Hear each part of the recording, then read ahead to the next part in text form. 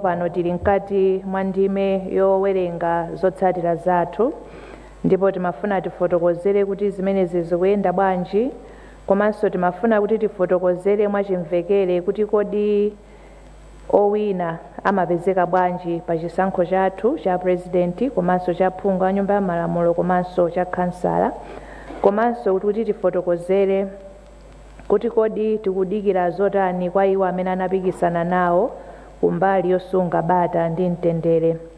Choyamba timati tifotokozere kuti zotsatira zathu kuchokera kuma polling station dziko lonse lapansi zikutengedwa ndipo mafomu aja ndi zonse zikutengedwa pamanja kapena physically titero kuchoka kuma polling center station kupita ku constituency tally centers. Komanso zotsatira zathu zimene zikuyenda pa makina ziyambika pa constituency tally center mene imati 11 koloko mmawa kunyamula katundu kuma polling station kupita ku constituency tally center zimayenda motere. Kuchitipa ntchito imene yamalizika kutanthauza kuti katundu wafika ku constituency tally center. Kukaronga district ntchito idakali mkati, kukaronga town ntchito idakalinso mkati, Kurumpi ntchito idakali mkati, kunzimba ntchito idakali mkati, kunzuzu tamaliza, Nkhatabe idakali mkati, Likoma idakali mkati, Nkhotakota idakali mkati, Kasungu idakali mkati, Kasungu district ameneyo, koma Kasungu municipality idakalinso mkati, Nchisi idakali mkati, Dowa idakali mkati, Salima tamalizitsa, Lilongwe district idakali mkati, Lilongwe city tamaliza, Dedza idakali mkati, Nchewu idakali mkati, Mangochi district tamaliza, Mangochi town tamaliza, Balaka tamaliza, Machinga tamaliza, Zomba idakali mkati, Zomba district, komanso Zomba city idakali mkati, Shiladzulu tamaliza, Palombe tamaliza, Mulanje idakali mkati, Blantyre idakali mkati, Blantyre district, Blantyre city idakali mkati, Kuneno tamaliza, Kumwanza idakali mkati, Kucholo idakali mkati, Luchenza tamaliza, Chikwawa ndi Nsanje idakali mkati. Pamene zotsatira zathu zikuunikidwa komanso kuti zitsimikiziridwe, bungwe la meki likuyitanira onse amene anapikisana nawo pa chisankho chimenechi komanso watsatira komanso amalawi tonse kuti chonde tiyeni tidekhe komanso tisunge bata ndi mtendere. Nthawi yoyembekezera zotsatira zathu ndi nthawi yoti imatha kukhala yovuta ndithu, mitima ili mmwamba, ndipo pachifukwa cha chimenechi mmene makandidate athu angachitire zimathandizira kusunga bata ndi mtendere komanso kubweretsa chiyembekezo kuti ndondomeko zonse zikuyenda bwino, chilichonse chili m'malo mwake.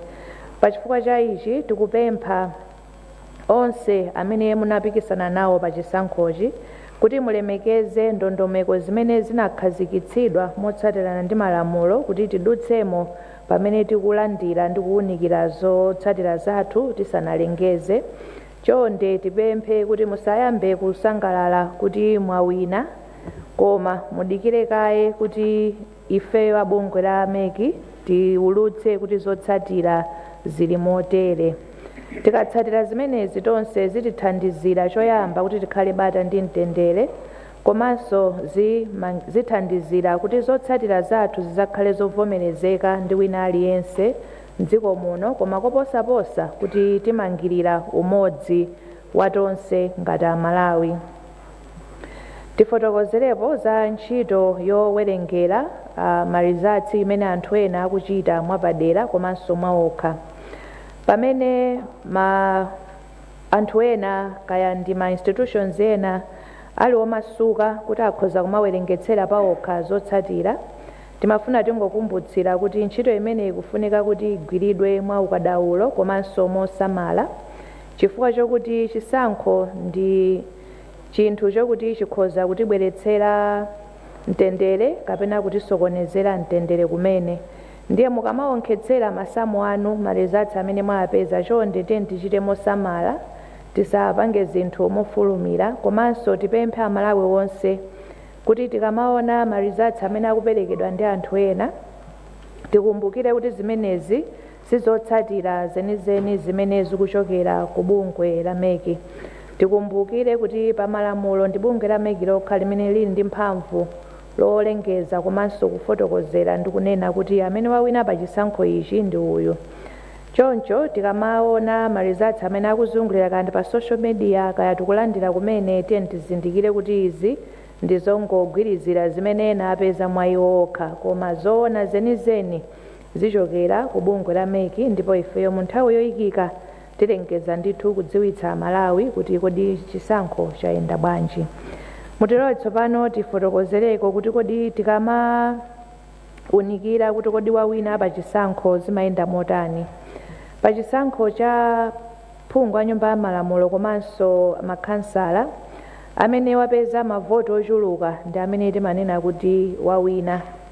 Koma pa chisankho cha president ndizosiyana. Mwalamulo amene akuyenekera kuwina pa chisankho chimenechi afunika kuti apeze mavoti oposera theka amene ali ovomerezeka. Wena akamawerengetsera mavoti amenewa amayang'ana chiwerengero cha anthu onse amene analembetsa mkaundula wa voti. Ena amayang'ana chiwerengero cha anthu amene anatuluka kukaponya voti, koma zonsezi sizolondola. Zoona zake zenizeni malinga ndi malamulo ndizokuti muwerengere mavoti amene ali ovomerezeka kuti mupeze kuti amene wapambana pa chisankho cha president ndi ndani. Tikambeko za nthawi yofotokozera kuti wapambana ndi ndani, mongobwerenzera chifukwa dzulo tinakambanso ndime 98 ya lamulo loyendetsera chisankho cha president komanso phungu a nyumba ya malamulo ndi makhansala zikufotokoza kuti pa chisankho cha president ifeyo a MEC tiwulutse zotsatira m'masiku 8. Chisankho cha phungu a nyumba ya malamulo m'masiku 14 ndipo cha makhansala m'masiku 21 kuchokera tsiku limene tinaponya voti limene lili dzulo 16 September. Ndondomeko imeneyi yakhazikitsidwa kuti ipereke nthawi yokwanira ku bungwe la MEC kuti lilandire zotsatira, liziwunikire ndi kutsimikizira kuti zimenezi ndizoonadi zenizeni tisanawulutse. Pachifukwa cha chimenechi tikupempha Amalawi wonse komanso inu amene munapikisana kuti tiye tikhale odekha ndipo tipereke nthawi tipereke mpata kwa bungwe la MEC kuti liwunikire zotsatira zonse tikazilandira tisanawulutse kuti kodi zayenda bwanji. Mukatifulumizitsa ndi kuti pamenepo tikhala titalakwitsana ntchito. Ifeyo ngati bungwe la MEC sitiyang'ana zotsatirazi mofulumizidwa chifukwa chokuti mwina ena iwo amene anapikisana nawo akutipangitsa khamani kuti titulutse ma results mofulumira.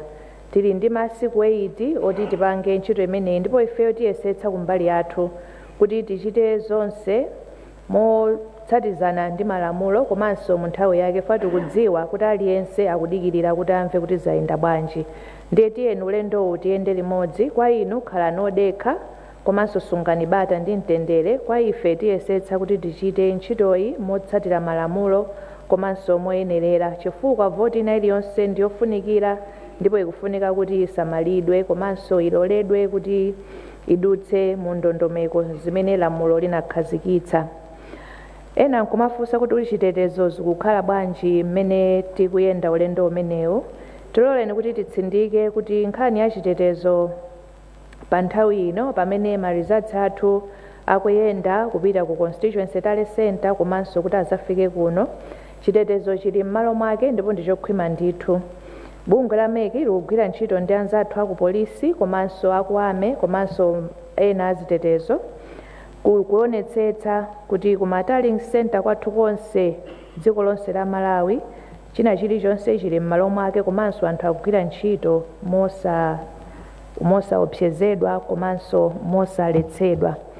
Tikudziwa kuti pa nthawi iyi aliyense mtima uli mmwamba kuyembekezera kuti amve kuti zatha bwanji, koma tifotokoze ichi: sikololedwa kuti wina aliyense ayambitse ziwawa kapena azopseza anthu ogwira ntchito ku MEC kapena kuti asokoneze ntchito yathu imene tikugwira. Tiloleni kuti ifeyo tigwire ntchito momasuka, ndipo aliyense amene atayesere kuchita izi akumana ndi lamulo, ndipo anzathu achitetezo ali odikirira kuti aonetsetse kuti zonse pamenepo zikuyenda bwino.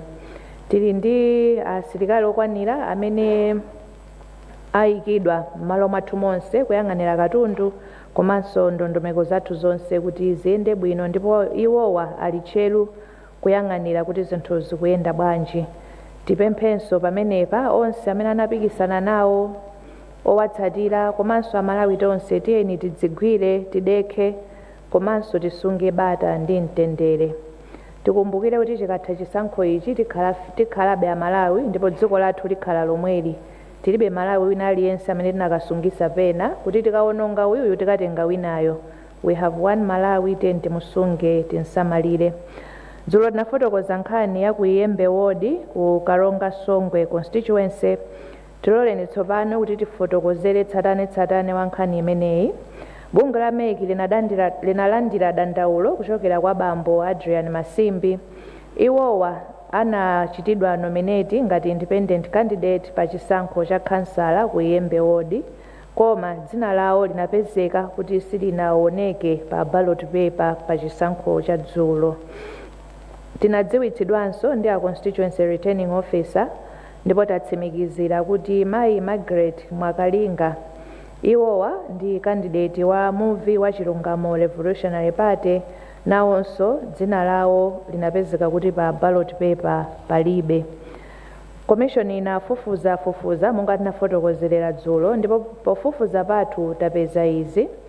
Bambo Adrian Masimbi dzina lawo linapezeka kuti pa nthawi imene timakhonza zithunzi zoyika pa ballot paper, iwowa anasiyidwa, dzina lawo sinatuluke ndi chithunzi chawo pa ballot paper. Komanso Margaret Mwakalinga nawonso anapezeka kuti imene chikombole cha ballot paper chimakhonzedwa, iwowa dzina lawonso linapezeka kuti silinapezekepo. Pachifukwa cha chimenechi, komishoni inalingalira kuti ipange bwanji, ndipo yapanga chiganizo choyimitsa kapena kuletsa chisankho cha kansala ku Wayamba ward, ndipo mu nthawi yoyikika imene tidzalengeze kumeneku kuchitika by election kuti tilongosole zimenezi. Tifotokozere kuti nkhaniyi ndi yokha imene yachitika pa chisankhochi. Tili ndi mawodi 509 koma kumene kwachitika zimenezi ndi kumodzi, kusonyeza kuti kwina konse zinayenda bwino. Ndipo komishoni nkhani yayitengera ndithu kuti ndi ya serious, ndipo tikufufuzabe kuti tionetsetse bwinobwino kuti kodi zimenezi zinatheka bwanji. Tiloleni tsopano kuti tipemphe mtundu wonse wa Malawi kuti pamene tikudikira zotsatira, chonde tiyeni tisunge bata ndi mtendere tonse amene, osati azipani okha, osati makandidate okha, koma Malawi wina aliyense. Chisankho ndi mpikisano, koma tikayamaliza zonse tikumbukire kuti chofunikira kwambiri ndi umodzi komanso bata ndi mtendere mu dziko mwathu muno. Tikumbukire makamaka kwa ife amene timapikisana nawo, tikumbukire kuti Malawi ndi wamkulu kuposa ife ndi zokhumba zathu. Choncho tiyeni tonse titengepo gawo ndi mbali kusunga bata ndi mtendere pamene tikudikirira zotsatira zathu, pamene zidzaulutsidwe komanso kupita kuchitsogolo. Tikumbutsire makamaka inu anzathu azipani, makandidate ndokutsatirani, kuti chonde tiyeni tilemekeze ntchito ya Malawi Electoral Commission pamene tikugwira ntchito yoyang'anira zotsatira zathu, komanso tiyeni tisapezeke kuti ifeyo tikufotokoza kuti tapambana pamene sitinatero. Tiyeni tidikire kuti marizatsi athu afike bwino. Koposaposa tikuyembekezera izi kwa anzathu azipani. Choyamba tikupempha kuti inuyo musakhale patsogolo kuyambitsa ziwawa, kapena musakhalenso patsogolo kuyamba kumafuna kuti mutipanikize ife ngati ameki kuti titulutse zotsatira pamene tisanakhonzeke kutero. Komanso tikupempheni koposaposa kuti musayambitse ziwawa mu dziko muno ndi mmene mukuyankhulira. Tonse tikudziwa kuti mawu ali ndi mphamvu. Mmene mmayankhulira kapena mmene mungayankhulire zitisungira bata kapena zitibweretsera ziwawa. Chonde lankhulani ngati anthu okuti tonse ndife Amalawi, musapangitse anthu kuti akhale ndi mantha kapena akhale ndi chikayiko kuti kodi zinthu ziziyenda bwanji. Ifeyo chiyembekezo chathu kwa inu nonse ndikuti muyankhula moyenerera komanso momangirira, komanso simufotokozera kuti mwawina pamene ife sitinafotokozere motero. Tikumbutsirenso kuti ife abungwe la MEC takhonza ma result sheet okwanira.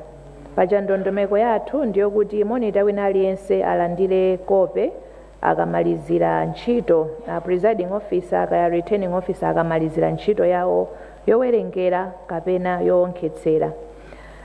Ngati monitor wakanizidwa kuti sanapatsidwe kope, ndi ufulu wanu kupempha kukumbutsira kuti akupatseni, koma tipemphe kuti tichite choncho mwaulemu. Ngati sanakupatseni kope, chonde chitani report mwansanga kwa constituency returning officer kapena kwa district returning officer kapena ku commission kumene, chifukwa chokuti ndi ufulu wanu ngati mamonita kuti mulandire kope ya ma results pa polling station, pa constituency tale center komanso ku district tale center. Pamene tikukamba izi timafuna tikambenso ndi anzathu amene mmagwira ntchito zowulutsa mawu komanso mwina amene matha kulemba pa masamba amchezo, kuti pamene muli ndi ufulu otha kulemba muli monse, kuyankhula muli monse, tipemphe kuti inuyo musakhale patsogolo kuyankhula zinthu zoti zitichotsera mtendere, komanso musalole anthu ena kugwiritsa ntchito nyumba zanu kapena mapeji anu kuyankhula zinthu zimene zingatichotsere bata ndi mtendere mdziko mwathu muno. Chomaliza tifotokoze kuti talandira madandaulo angapo ndipo tikuwawunikira. Tikamadza fotokozanso mmene tikuyendera tizafotokoza kuti madandaulo tinalandira ndi otani ndipo talongosola motani. Zikomo kwambiri chifukwa chakumvetsera kwanu. Ambuye akudalitseni.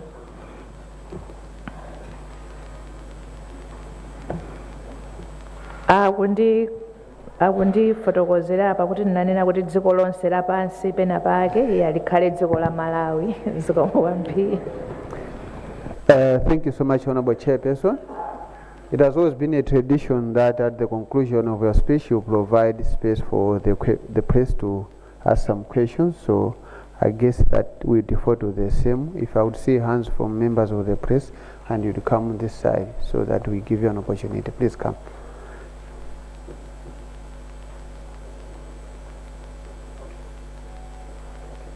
Just that.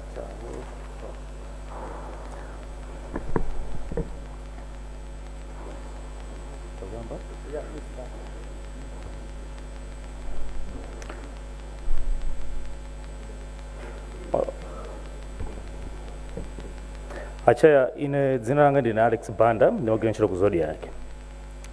Ndine mafunso awiri.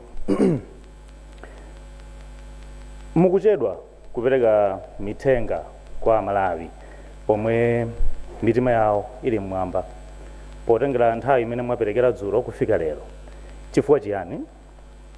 Chachiwiri, zipani za ndale zomwe zikutenga kapena kulengeza kuti zachita kale bwino mutani nazo, chifukwa pomwe tikulankhulana ino ndi ine pano zipani zina kunjaku zikuchita misonkhano ya atolankhani, ndipo kumeneko zina zayamba kale kunena kuti ife ndiopambana.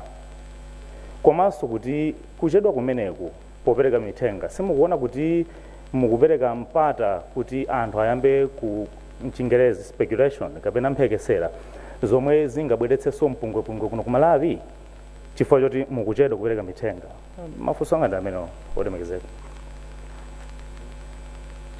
Okay, Madam Chair, Johans Mumba, TVN Radio, komanso television. Kwa ine ndi extension ya funso la Alex makankhani okudza kuti ena umanena kuti muna apambana kale.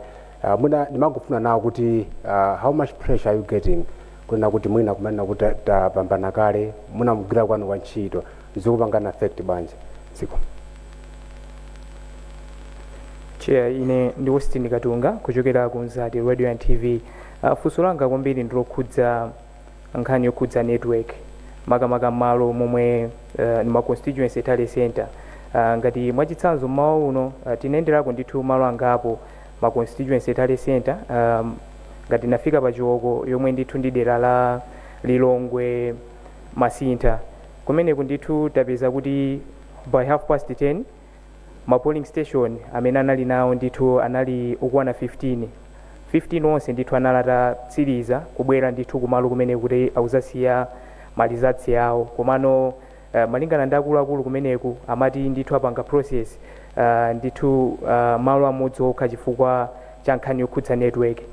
Nkhani imeneyi ya network chikuvuta kwenikweni mchani komanso mukhale mukonza mwamsanga nkhani imeneyi mutani kutengeranso kuti masiku akutsendera momwe mwakambira mucha kuti nkhani yolengeza masiku 8, 14 komanso 21 ngati bungwe mukhale mukuchitapo zotani pa nkhani ya network zikomo.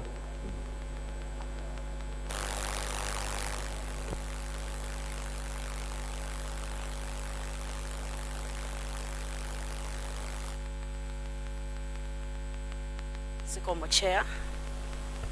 Dzina langa Selina Kainja kuchokera ku Nation Publications Limited. Ndinaliso ndi funso limene afunsa oyambirirawa koma ndingonjezera kunena kuti pa nkhani ya network kukoneka kuti malo ambiri ali ndi vuto la network kuti apange transmit ma results. Mwapanga ndondomeko yanji kuti mukonze network. Funso lachiwiri pa dashboard pamene mukumaonesa ma results tikumaona kwambiri in terms of disaggregating the turnout. It's disaggregated according to gender, male and female. I am yet to see the results disaggregated in terms of age. I'm interested to know the youth turnout. Thank you. Thank you, Chair. My name is Wanda Msisia from Times. If my arithmetic is sharp, I think the number of centers that you've said are closed are giving us about 1/3. Aren't we at 30% yet? Because it's been tradition that at 30% you come and give us an update. I think the next one is at 70 and at 100. Are we at 30 yet? And also the null and void votes. I think previously the commission would look at the null and voids and null and void and determine whether the intention, they would look at the intention rather than just classify everything. And I'm asking this because you're saying that 50% plus 1 would be based on the valid votes. So probably some of the null and voids could tend to be valid. And I think in terms of transmission, just to add on what my colleagues have already said, apart from transmitting electronically, there is also supposed to be manual. Is manual helping this far in places where we are having challenges with the network, since there is also a court ruling regarding the same? Thank you very much, Chair.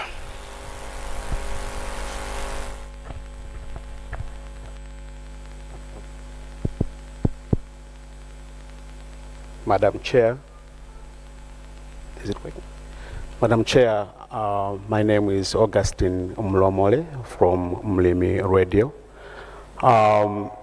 You've indicated clearly in your statement that electoral stakeholders are at liberty to set up parallel tally centers. We just wanted to know which parallel tally centers are recognizable by the MEC. Because in the event that something crops up and people start coming up with their own results, we don't want to hear excuses that MEC does not recognize any parallel tally center, and yet you've confirmed here that electoral stakeholders are at liberty to set up parallel tally centers. What's the use of setting up such parallel tally centers? Secondly, Chair, I just wanted to know at what point the political party representatives consulted before the transmission of results are done officially at the main tally center, if at all these political party representatives are consulted, or does the MEC only rely on the MEC commissioners for such vetting process? Lastly, it's just a rejoinder, Chair, that the 21 days that you've stated as legally recognizable by the MEC will not be taken as an excuse to prolong the process of announcing the electoral results. We're just very hopeful for that. Thank you very much, Chair. Madam Chair, I'm Ruth from Angaliba Television. My question, what safeguards are being put in place to prevent tampering ballots or election equipment? Thank you.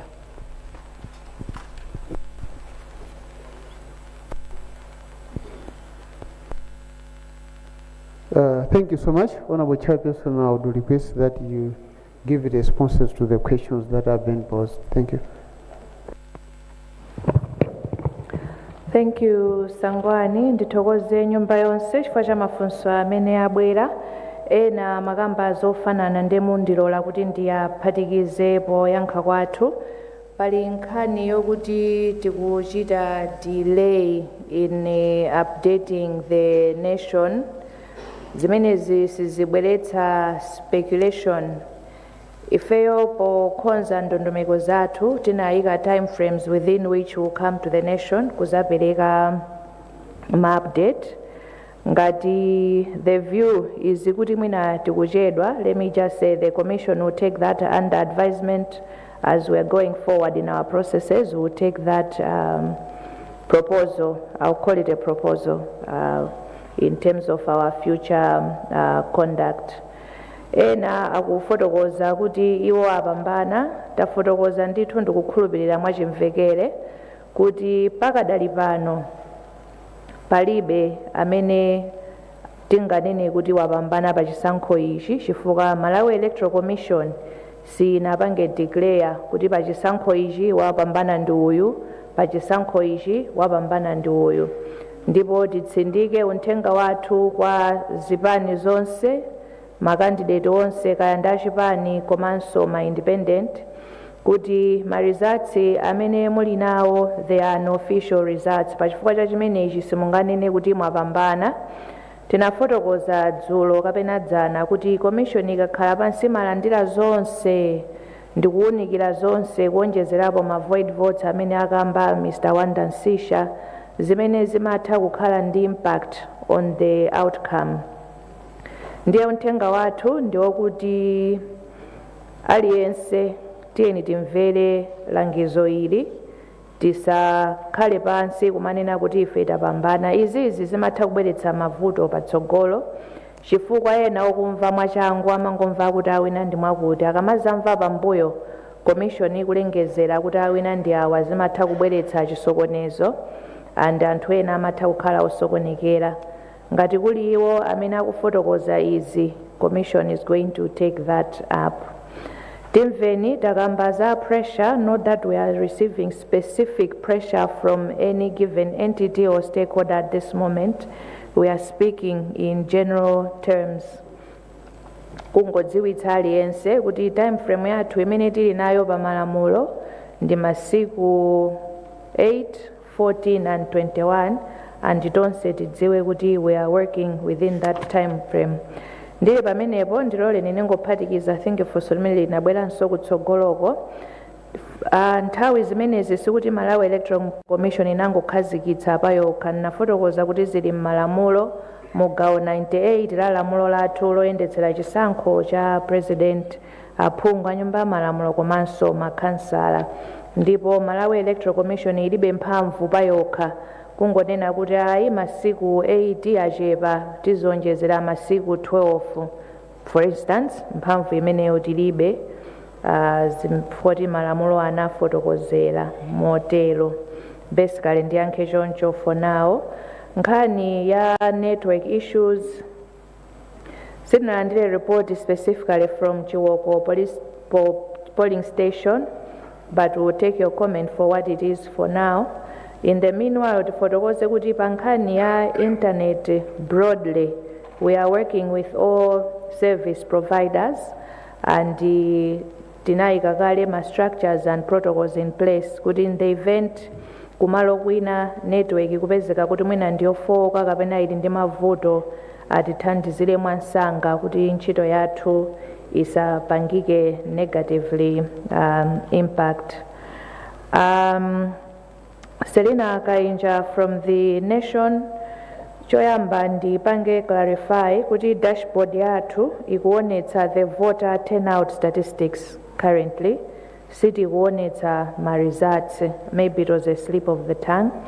But in terms of the youth turnout, we'll take that under advisement in terms of what is being displayed so that we can also provide those statistics.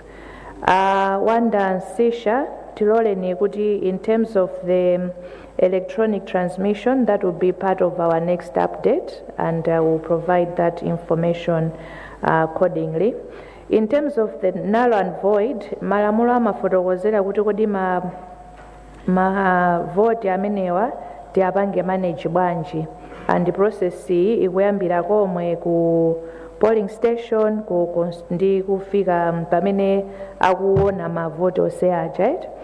Zikafika ku commission, lamulo lanena kuti we can consider the null and void votes ngati zikuoneka kuti zikhoza kusintha the outcome.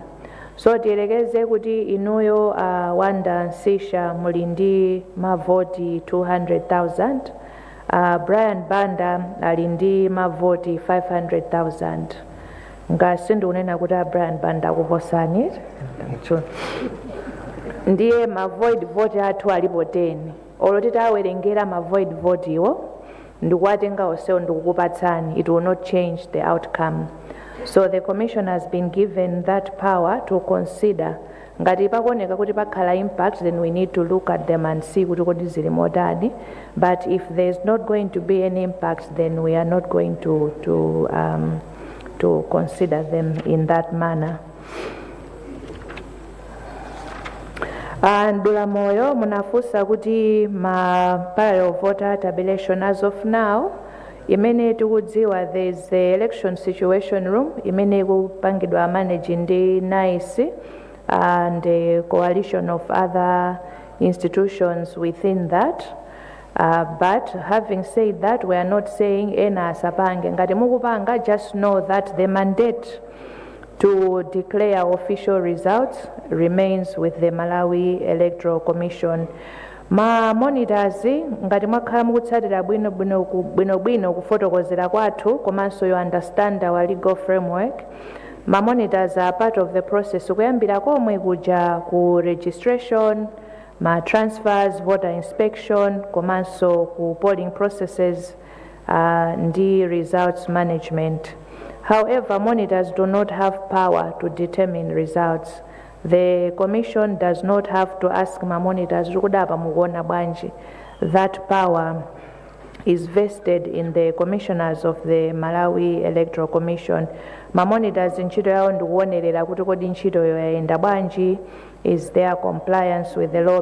We unpacked yesterday kuti kodi ntchito ya ma monitors ndiyotani, but certainly they have no power in the determination of the results. Ma safeguard amene alipo, we had indicated ndibwerezanso kuti tili ndi ma security protocols osiyanasiyana amene takhazikitsa within ndondomeko zathu zonse kuti tionetsetse kuti china chilichonse is safeguarded. So mukaganizira, when you process or you reflect on all our activities, you will see kuti timakhala kuti tapanga embed the security protocols to ensure kuti tikusamalira, if it's just the physical security ndiye kuti talongosola bwinobwino kuti chonse chikhale m'malo mwake, but also even the inherent security protocols within those processes.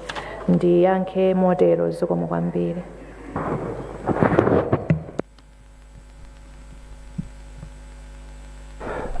Thank you so much, Honorable Chairperson, for the press briefing. Immediately after this, I would request through your office chair that all the media personnel should be here. We are going to take you through a rapid lecture on the results management. We are establishing there is a gap.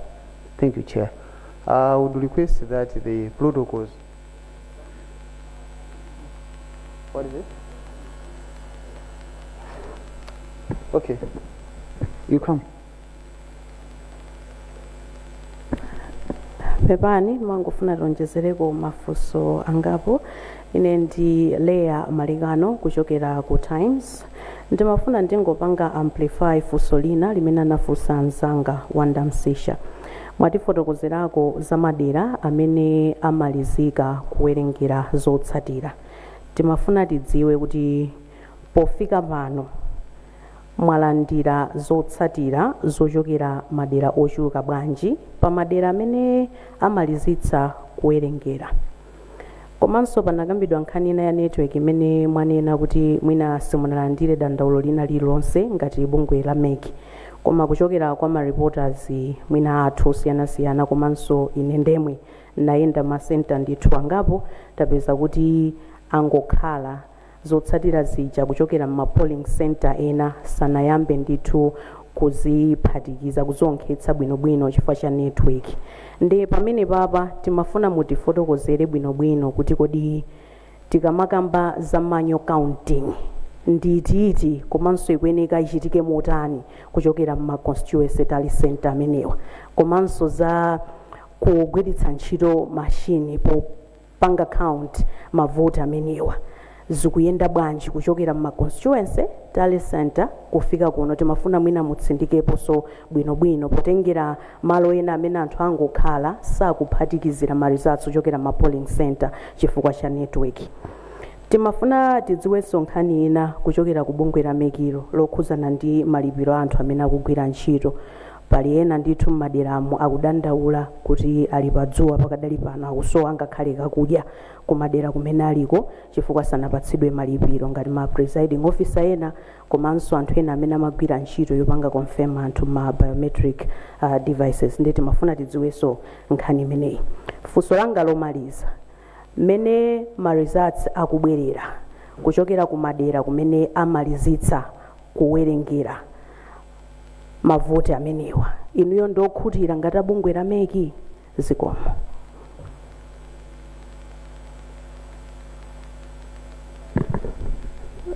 Honorable Chair, I will revert to you for the response and concluding remarks. Yep, thank you. Zikomo kwambiri Madam Leya Malikano kuchokera ku Times. Choyamba mwafunsa kuti tapereka update ya makina mene akutumizira. Ndibwerezenso kuti the update mene manena kuti in progress completed in the physical retrieval. Ngati munamvetsera bwinobwino nanena kuti pofika 11 o'clock physical retrieval kuchoka kuma polling station kufika ku constituency tally center zikuyenda motere, kusonyeza kuti update ndapereka ija is not about the result electronic results transmission, koma kuti kodi katundu kunyamula kuchoka pa polling station kupita ku constituency tally center zikuyenda bwanji. Ndiloleni kuti ndipange connect ndi the manual and the electronic process monga mwafunsira kuti ndikupangire unpack. Mundilola kuti for purposes of this briefing I will give a very high summary, koma monga wafotokozera sangwani or media muli pano, you are going to be taken through a quick allow me to call it lecture on our results management framework kuti tonse tiyende limodzi. Tikunena kuti results management yathu ndi ya hybrid, ndiye mundilole ndikambekaiza manyo tikutanthauza kuti zimene zikuyenda pa pepala. Pa polling station pamene anthu amaliza kuponya voti ndipo anayamba kuwerengera. Akamaliza kuwerengera, they record that those results on a result sheet. For the presidential it's styled form 18A, for presidential it's form 18B, and for the parliamentary rather it's form 18B, and the local government is form 18C. Akasayinirana ndi mamonita result sheet imene ija ndimene makhomedwa pa khoma. Akamaliza, the presiding officer amalongedza zimene zija in our envelopes, the tamper evident envelopes, ndikuzinyamula pamanja kupita nazo ku constituency tally center, and which is the progress report we have given kuti zili motere. zikafika kumeneko, that is where the electronic processes start. Ndekuti result sheet imene inanyamulidwa pa paper ija pamanja ija is going to be scanned and entered into the system. Kumeneko ndekuti kuyamba kwa the electronic transmission kuchokera ku constituency tale center kubwera kuno. Alongside the electronic process, paper la manual likuyenda, so ndo likafika pamene paja the constituency returning officer akaonkhetsera za ku constituency kumeneko, ndipo akakhalaso ndi summary ya pamenepo, which is another form imene akasayinira ndi kusayinirana ndi ma monitors, akatero akayikhomanso poonekera ndikuyitenga imene ija ngati ili ya president ndekuti ipitirira ku district council, ngati zili za local government ndi parliamentary ndiye kuti zikubwera kuno atazifayira ma liver act files kuzikonza bwinobwino kuti zifike kuno ku National Tally Center kuti commission idzaunikire.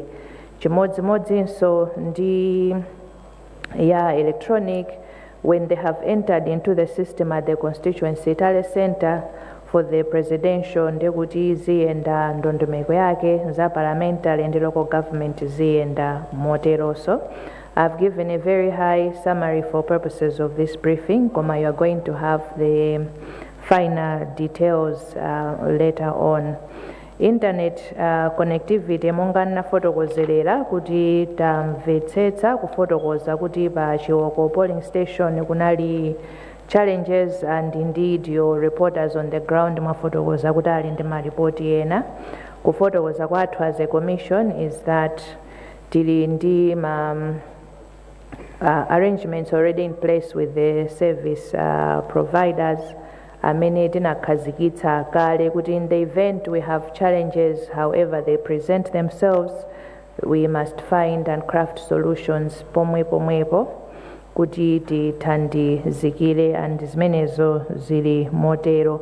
Mwafunsafunso la ma payments anthu amene akugwira ntchito, I don't know kuti ngati mwalandira specific complaints kuchokera kwina kwake, koma ndingokuwuzani the general framework in terms of how payments are being managed. Anthu amene akugwira ntchito, they had a framework kuti adzalipiridwa their dues kawiri.